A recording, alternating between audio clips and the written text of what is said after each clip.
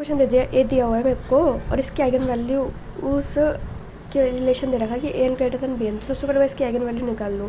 Characteristic से question में कि मैंने आइगन वैल्यू निकाल दी। अब ये इसको ए वन ए टू मान लिया, मुझे ए एन चाहिए तो पावर एन लगा दूँ। तो अब हम ये कंडीशन सेटिस्फाई करके देख सकते हैं कि कौन सी कंडीशन सेटिस्फाई कर रही है, कौन सी नहीं कर रही। इसमें जो मेजर कॉन्सेप्ट ये था इसके अंदर कि वन की पावर इन्फिनिटी होती है और कोई नंबर अगर लेस देन वन है उसकी पावर इन्फिनिटी करते तो ज़ीरो आता है बस, बाकी ऑप। दूसरा ये एक मुझको मैट्रिक्स दे रखी है और इसकी आइगन वैल्यू निकाल दी है।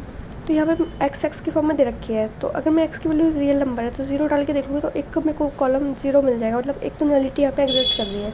तो जब भी नलिटी एग्जिस्ट कर रही है तो वहाँ पे आइगन वैल्यू एक तो ज़ीरो होगी, तो ये ऑप्शन करेक्ट हो जाएगा। एक यहाँ पे मैं देख रही हूँ सिमेट्रिकल मैट्रिक्स है, तो ये भी थोड़ा नज़र में डाल लेगा कि इनका जो सम है वो सेम आ रहा है, कहीं सेम सम आ रहा है तो मतलब एक आइगन वैल्यू यहाँ पे 6 होगी। दूसरी आइगन वैल्यू में प्रोडक्ट निकाल के चेक कर सकते हो कौन सी सेटिस्फाई कर रही है कौन सी नहीं कर रही। ठीक है, ट्रेस निकालो, प्रोडक्ट निकालो, डिटर्मिनेंट की वैल्यू निकाल लो, कोई ना कोई तो सेटिस्फाई करेगा। वो इस फॉर्मेट में दे रखा हो ना क्वेश्चन, तो ये तो वैसे भी आई हो जाता है, इससे मेरे को मतलब नहीं। और ये बेसिकली क्या है, आइगन वैल्यू, तो अल्फ़ा एक आइगन वैल्यू होगा ही होगा। ठीक है, दूसरी चीज़ यहाँ पे आप देखोगे कि इसका डायमेंशन एन है, रैंक एम दे रखी है और एन एम से बड़ा है। इसका मतलब यहाँ पे कोई ना कोई नलिटी तो एग्जिस्ट कर दी है, मतलब कोई ना कोई नलिटी एग्जिस्ट कर दी। इसका मतलब कोई ना कोई आइगन वैल्यू ऐसा जो ज़ीरो है, तो ज़ीरो और अल्फ़ा इसके क्या हो जाएंगे, आइगन वैल्यूज़ रहेंगे। ठीक है, रियल सिमेट्रिकल मैट्रिक्स दे रखा है और बी इस फॉर्मेट में दे रखा है। तो जब भी इस फॉर्म में देखा हो ए की वैल्यू वन मान लेना, आई प्लस ए, क्या ये ज़ीरो बन रहा है क्या बी तो किसी भी तरीके से ज़ीरो नहीं है। अगर बी ज़ीरो नहीं है, डिटर्मिनेंट ज़ीरो नहीं है, तो मैट्रिक्स क्या है, इन्वर्टिबल। तो this option is correct, B is necessarily invertible. A invertible हो या ना हो मुझे उससे फ़र्क नहीं पड़ रहा, तो इसलिए ऑप्शन इनकरेक्ट हो जाएगा। ये बी तो ऑलवेज इन्वर्टिबल है ही। स्टेप मैट्रिक्स कैरेक्टरिस्टिक्स फॉर्म में दे रखी हो ना, तो ये याद रखना कि कैरेक्टरिस्टिक्स इक्वेशन इसको सेटिस्फाई करेगी।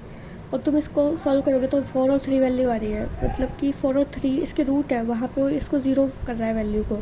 उसको मतलब ज़ीरो आइगन वैल्यू की ज़रूरत नहीं है हमें, नॉन ज़ीरो आइगन वैल्यू मिल रही है। नॉन ज़ीरो आइगन वैल्यू मिल रही है, इसका मतलब डिटरमिनेंट तो ज़ीरो होगा नहीं, तो मतलब ए क्या है, invertible. This option is correct. Adjoint matrix Hermitian matrix होती है, Hermitian matrix is always similar, और जिसकी आइगन वैल्यूज़ क्या होती है, सारी रियल होती है आइगन वैल्यूज़, राइट। और जो इस तरह की सेल्फ एडजॉइंट मैट्रिक्स होती है, मतलब ऑर्थोगोनल यूनिटरी टाइप की, तो उसका जो आइगन वैल्यूज़ होती है वो बेसिकली मॉडुलस वन ही होती है, तो this is correct, eigen values modulus one. और मैट्रिक्स हम हर्मिशियन दे दिया, हर्मिशियन मतलब रियल मैट्रिक्स है। ठीक है, अब और दूसरी चीज़ रैंक दे रखी के, ठीक है, और एक यूनिट मॉडुलस दे रखा है, तो इसकी रैंक, यूनिट मॉडुलस की रैंक क्या होती है, वन, मतलब कॉलम, वन कॉलम दे रखा है, तो रैंक निकले m - 1, तो m - 1 m की रैंक के - 1, दिस इज करेक्ट ऑप्शन। ठीक है, और इसको इस फॉर्मेट में भी आप लिख सकते हो हर्मिशियन मैट्रिक्स को, कि यहाँ पे n लगा रहे हो तो ये n जाकर m पे फिट हो जाएगा, लैम्डा पे फिट हो जाएगा, क्योंकि अगर m की वैल्यू लैम्डा है तो m n की वैल्यू क्या होगी, lambda n, this is correct. देखो कोई भी मैट्रिक्स अगर हर्मिशियन है तो उसकी आइगन वैल्यू क्या होगी, रियल। फील्ड क्या होगा, कॉम्प्लेक्स, डायगोनलाइजेबल होगा, वो डायगोनलाइजेबल यानी सिमेट्रिकल। अब यहाँ पे जितने भी डायगोनलाइजेबल है उसमें अगर रैंक निकालनी है मुझे, कभी भी रैंक निकालने का मतलब क्या है, नॉन जीरो आइगन वैल्यूज़ निकालनी है डायरेक्टली। ठीक है, सबसे फेमस फॉर्मेट है x-2, ये दिस फॉर्मेट वाला है ना। तो इस वाले फॉर्मेट के अंदर हमेशा जो लैम्डा होता है वो लैम्डा +1 वैल्यू देता है, मतलब लैम्डा के लिए -1 होती है। ठीक है, और +1 तो होती है, स्टैंडर्ड फॉर्म है ये। और देखो यहाँ पे आइगन वैल्यूज +-1 हो गई, इसका हमेशा डिटर्मिनेंट -1 होता है। ट्रेस की वैल्यू +1 होती है, क्योंकि एक -1 से +1 कट जाएगा तो बचेगा क्या, +1। एक ये डिस्टेंस प्रिजर्विंग होता है, डिस्टेंस प्रिजर्विंग का मतलब है कि जो इनपुट वेक्टर है अगर उसका हम नॉर्म निकालते हैं तो आउटपुट वेक्टर के नॉर्म के क्या होता है, इक्वल, यानी कि इन ऑरिजिन से आउटपुट की डिस्टेंस और ऑरिजिन से इनपुट की डिस्टेंस सेम है, तो उसी को क्या मिलता है, डिस्टेंस प्रिजर्विंग, यानी जिसका मतलब है नॉर्म इनपुट बराबर नॉर्म आउटपुट। मैट्रिक्स सिमेट्रिकल है, इसका मतलब डायगोनलाइजेबल है, मतलब कि am always equal to gm, am मतलब कि arithmetic multiplicity equal to geometric multiplicity. Geometric multiplicity number of non zero eigen vectors, मतलब number of L I vectors is geometric multiplicity. और अरिथमेटिक मल्टीप्लिसिटी मतलब कि lambda की value कितनी बार repeat हो रही है, उसको अरिथमेटिक मल्टीप्लिसिटी बोलते हैं, राइट। और ऐसे केस में जितनी नॉन ज़ीरो आइगन वैल्यूज़ होगी उतनी उसकी क्या होती है, रैंक। मतलब रैंक मतलब क्या है, आउटपुट में उतने वेक्टर्स होते हैं जितने की उसकी नॉन ज़ीरो आइगन वेक्टर है, सीधी सी बात है। कंडीशन के लिए ये कंडीशन में हमेशा ट्रू होती है कि कोई वेक्टर है x एंड y, उसका स्केलर से मल्टीप्लाई कर रहे हैं, वो इनपुट दे रहे हैं तो आउटपुट में हमें वही वेक्टर मिल जाए, तो yes this is possible in orthogonal case. Orthogonal case basically, orthogonal case में बहुत सारी चीज़ें सही होती है कि अगर कोई मैट्रिक्स ऑर्थोगोनल मैट्रिक्स है तो उसकी जो रो एलिमेंट है उसका सेट ऑर्थो नॉर्मल होगा। ऑर्थो नॉर्मल मतलब खुद के साथ 1 और अपोजिट के साथ 0 इनर प्रोडक्ट। और कॉलम स्पेस भी क्या होगा, ऑर्थो और नॉर्मल। इसकी जो आइगन वैल्यू होती है वो क्या होती है, मॉडुलस 1 +1 -1 नहीं कह सकते हम, क्या कहेंगे, मॉडुलस 1 यूनिटी 1। और डिटर्मिनेंट क्या होगा, +-1 अगर रियल फील्ड है तो, अगर कॉम्प्लेक्स फील्ड है तो उसका डिटर्मिनेंट भी क्या हो जाएगा, मॉडुलस 1, राइट। यहाँ पे हर्मिशियन मैट्रिक्स को हमें यूनिटरी मैट्रिक्स दे रखे, this is also called orthogonal case. उसमें अब ये बोल रहे हैं तुमको कि इसकी आइगन वैल्यू रियल हो, कोई नहीं कह सकते भाई, कॉम्प्लेक्स फील्ड की जो आइगन वैल्यू है वो कॉम्प्लेक्स भी हो सकती है, this is not correct. But इसका ये पता है कि मेरे को कि आइगन वैल्यू क्या होगी, मॉडुलस 1, राइट। तब तो करेक्ट नहीं होता, मॉडुलस 1 इज़ करेक्ट।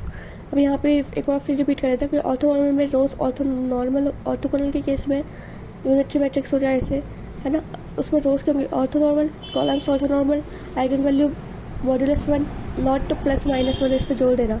और ए कोई भी ऐसा वेक्टर है जिसका स्केलर मल्टीप्लाई करके वही वेक्टर आ जाता है तो वो भी ऑर्थोनॉर्मल का केस है। नॉर्मल वेक्टर क्या होता है कि हर एक आइगन वेक्टर के लिए एक डिफरेंट आइगन वैल्यूज़ है, ठीक है। उसका डिटर्मिनेंट क्या होगा, 1। एग्जाम्पल ये वाला है 1 आयोटा 0 0 वाला, मतलब इसमें आपको आयोटा के टर्म्स में वेक्टर्स मिलते हैं। कोई मैट्रिक्स दे रखा है n×n को ओवर C पे, और हमें ये है कि यहाँ पे every non zero factor complex field से के लिए उसके लिए एक आइगन वैल्यू होगी। तो ऐसा सभी पॉसिबल है जब सारी आइगन वैल्यू आपस में क्या हो, बराबर, ठीक है। अगर सारी, अब ए बराबर, इसका फॉर्मेट है कि ए बराबर लैम्डा आई दे रखा है, लैम्डा कॉम्प्लेक्स नंबर है, आई आइडेंटिटी मैट्रिक्स है, तभी पॉसिबल है सारी आइगन वैल्यू आपस में क्या जाए, इक्वल। दूसरी चीज़ ये है कि मेरे को ए और बी को मैट्रिक्स दे रखी है, अलग अलग ऑर्डर्स की दे रखी है, nm ऑर्डर्स की, और n के बराबर भी नहीं दे रखा, कॉम्प्लेक्स फील्ड के ऊपर दे रखी है। तो ऐसे केस में एक चीज़ याद रखना कि जब ए बी और बी ए को हम आपस में प्रोडक्ट करेंगे तो m और n में से जो भी लेस है, जिससे मान लो n लेस है तो वही उसकी रैंक होगी, उससे ज़्यादा रैंक एक्सीड नहीं कर सकती। जबकि हमें ए बी मैट्रिक्स m×m का मिल गया जो m n से बड़ा है, तो हमारी रैंक कभी भी n से बड़ी तो नहीं हो सकती। तो इसका मतलब है कि यहाँ पे कोई ना कोई नलिटी एग्जिस्ट कर रही है, मतलब कोई ना कोई नल वेक्टर एग्जिस्ट कर रहा है, ठीक है। तो फिर उस की वजह से जिसका डिटर्मिनेंट है ए बी का डिटर्मिनेंट वो क्या हो जाएगा, 0। हम इतना प्रिडिक्ट कर सकते हैं, समझ आया। अब मैंने मान लो उन दोनों के डायमेंशन सेम ले लिए, बिल्कुल n ले लिए, तो एक चीज़ याद रखो, इनका जो आइगन वैल्यू का सेट होगा ए बी का और बी ए का दोनों का सेम होगा। लेकिन हम ये नहीं कह सकते कि ए बी बी ए के बराबर होगा, लेकिन आइगन वैल्यू का सेट वापस में बराबर होगा। दूसरी चीज़, अगर यहाँ पे ए जो भी मैट्रिक्स है अगर वो इन्वर्टिबल हो जाए, ठीक है, इन्वर्टिबल मतलब होने का मतलब है कि determinant of A not equal to 0, तो उस केस के अंदर ए बी और बी ए आपस में क्या हो सकता है, सिमिलर। ये चीज़ याद रखनी है। इन्वर्टिबल का दूसरा मतलब ये होता है कि रैंक इक्वल टू ऑर्डर हो जाए और डिटर्मिनेंट नॉट इक्वल टू 0 हो जाए, मतलब इसकी नलिटी क्या हो जाए, 0। ऐसे ये दे दिया यहाँ पे इस फॉर्मेट में दे दिया कि एक्स वाई ये है, तो मुझे देख के समझ आ रहा है कि ऑर्थोगोनल की बात कर रहा है भाई साहब। ऑर्थोगोनल की बात कर रहा है तो रैंक 4 हो जाएगी, नलिटी हो जाएगी 0, यानी कि कर्नल में सिर्फ एक एलिमेंट होगा, वो 0 फैक्टर होगा, खत्म बात। फिर इस फॉर्मेट में दे रखा है Tn बराबर 0, तो Tn क्या, इंपॉर्टेंट मैट्रिक्स जैसे हो गया, आइगन 0 तो एक आइगन वैल्यू होगा ही होगा इसका, ठीक है। उसकी मल्टीप्लिसिटी कितनी भी हो सकती है।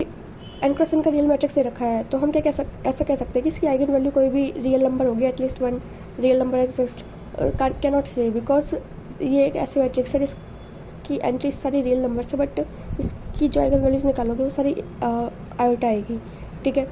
और अगर इस टाइप की कंडीशन दे रखी है तो पहली चीज़ मेरे को यह आनी चाहिए कि क्या यहाँ पे जो रैंक है वो ऑर्डर के बराबर आ जाएगी, नलिटी एग्जिस्ट नहीं करेगी। अगर मान लो नलिटी एग्जिस्ट कर गई तो ये तो इक्वल टू 0 हो जाएगा, तो we can not say anything about it. लेकिन अब ये याद रखो कि every eigen value of A transpose A, क्योंकि यूनिट मॉड्यूलस होता है इसलिए नॉन नेगेटिव तो हो नहीं सकती, this option is the correct. अब ये दे रखा है ए ट्रांसपोज ए, ये 0 नहीं होता, मेरे को मालूम है, ठीक है। ये होगा आइडेंटिटी, और आइडेंटिटी कभी नल मैट्रिक्स तो होता नहीं है, तो ये अगर इसका डिटर्मिनेंट 0 नहीं है, इसका मतलब ये है कि ये क्या है, इन्वर्टिबल, ठीक है। हमें डेरिवेटिव का मैट्रिक्स बनाना हो तो एक चीज़ याद रखनी है कि उसका डिटर्मिनेंट ऑलवेज 0 होगा। डिटर्मिनेंट, क्योंकि पॉलिनोमियल का हम डिफरेंशिएट करते हैं तो कांस्टेंट टर्म में एक तो 0 आएगा ही, तो इसका मतलब है कि एक रो स्पेस तो 0 हो रही है, तो इसका मतलब इसका डिटर्मिनेंट क्या हो जाएगा, 0। कॉन्सेप्ट है कि कोई भी वेक्टर अपने स्केलर वेक्टर के परपेंडिकुलर सिर्फ तब होता है जब वो वेक्टर 0 वेक्टर हो। परपेंडिकुलर मतलब ये दो वेक्टर आपस में परपेंडिकुलर होते हैं जब उनका इनर प्रोडक्ट क्या हो 0। अब ये यहाँ पे मैट्रिक्स दी हुई है, सबसे पहले इसकी आइगन वैल्यू निकाल लो, +1 -1 आ रही है आइगन वैल्यू, डायगोनल मैट्रिक्स है। तो इसका मतलब ये क्या है, इनडेफिनेट फॉर्म हो गई। इनडेफिनेट फॉर्म का मतलब ये होता है कि यहाँ पे एक नॉन ज़ीरो वेक्टर के लिए जो क्वाड्रेटिक फॉर्म है वो हमें 0 मिल जाएगी, इनर प्रोडक्ट 0 मिल जाएगा। तो दिस इज़ करेक्ट। बट इसमें यहाँ पे मुझे एक ये चेक करना था कि क्या यहाँ पे कोई ऐसा नॉन ज़ीरो वेक्टर एग्जिस्ट करता है जिसके लिए ए वी परपेंडिकुलर हो जाए वी के, यानी कि वो वेक्टर खुद ही के स्केलर प्रोडक्ट के परपेंडिकुलर हो जाए। तो ऐसा सिर्फ तभी पॉसिबल है जब भी 0 वेक्टर हो, नॉन ज़ीरो वेक्टर के लिए चीज़ पॉसिबल नहीं है।